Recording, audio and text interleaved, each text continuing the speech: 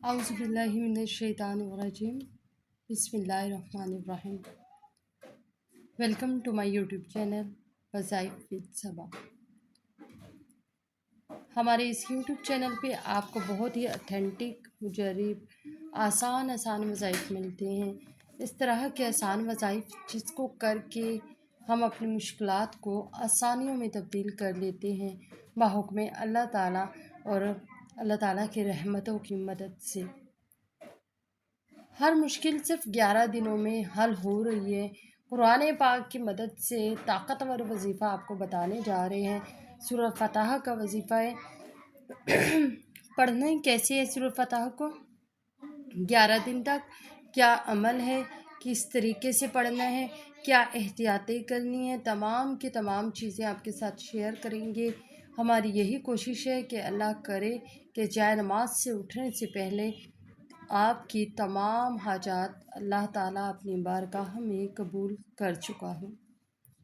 آپ کے تمام حاجات کے حل ہو جانے کی، آپ کی تمام پریشانیوں کے حل ہو جانے کی اللہ پاک آپ کو اس وقت نوید سنا دے جس وقت آپ جائے نماز سے اٹھ رہے ہوں۔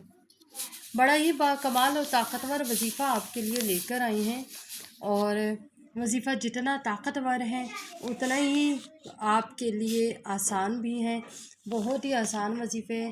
سورۃ فتح کی مدد سے ہم یہ وظیفہ کر رہے ہیں۔ بعد نماز عشاء پڑھنی ہے، کیسے پڑھنی ہے آپ کو آگے چل کر سارا بتا رہے ہیں۔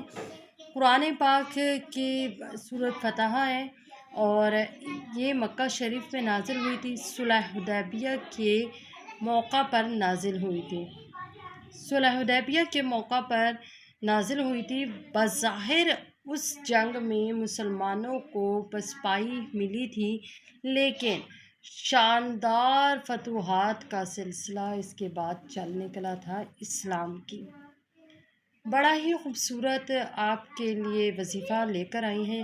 سورہ فتح جو ہے بہت ہی فتوحات کی طرف اشارہ کر رہی ہوتی ہے۔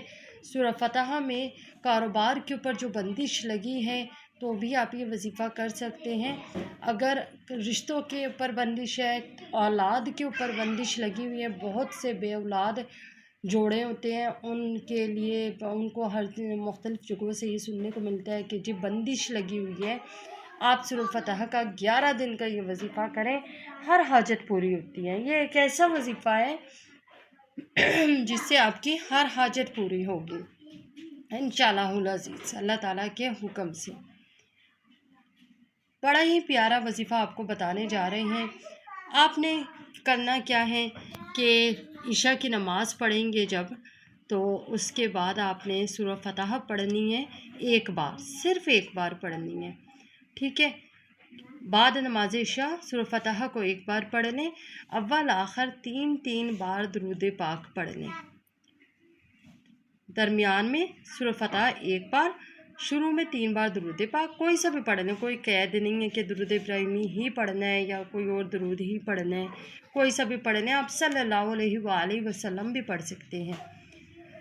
3 بار درود پاک شروع میں ہو گیا، درمیان میں ایک بار سورہ فتح ہو گئی اور 3 بار آخر میں درود پاک ہو گیا۔ بس یہ ایک چھوٹا سا عمل ہے، یہ عشاء کی نماز کے بعد آپ نے کرنے ہیں اور روزانہ کی بنیاد پہ کرنے ہیں۔ کوشش یہ کرنی ہے ناغہ نہ ہو، اگر ناغہ ہو گیا کسی بھی مجبوری کی بنا پہ تو آپ نے کیا کرنا ہے کہ آپ نے یہ وظیفہ آپ کا ٹوٹ گیا ہے، آپ نے وظیفے کو دوبارہ سے شروع کرنے ہیں ناغے کے دنوں کے بعد، ٹھیک ہے؟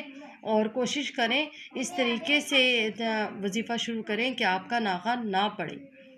اس کے علاوہ کچھ احتیاطیں ہیں، وہ بھی میں آپ کو بتاتی ہوں کہ وظیفہ جب تک آپ کریں گے اس وقت تک آپ نے 5 وقت کی نماز ضرور ادا کرنی ہے۔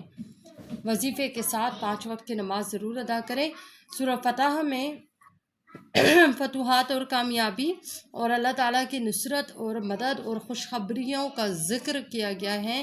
سورہ فتح میں اللہ تعالیٰ کی ان رحمتوں کی طرف اشارہ ہے، تو جب آپ یہ وظیفہ کریں گے تو پوری امید ہے کہ اللہ پاک اپنے اپنے در سے آپ کو خالی نہیں لوٹائے گا۔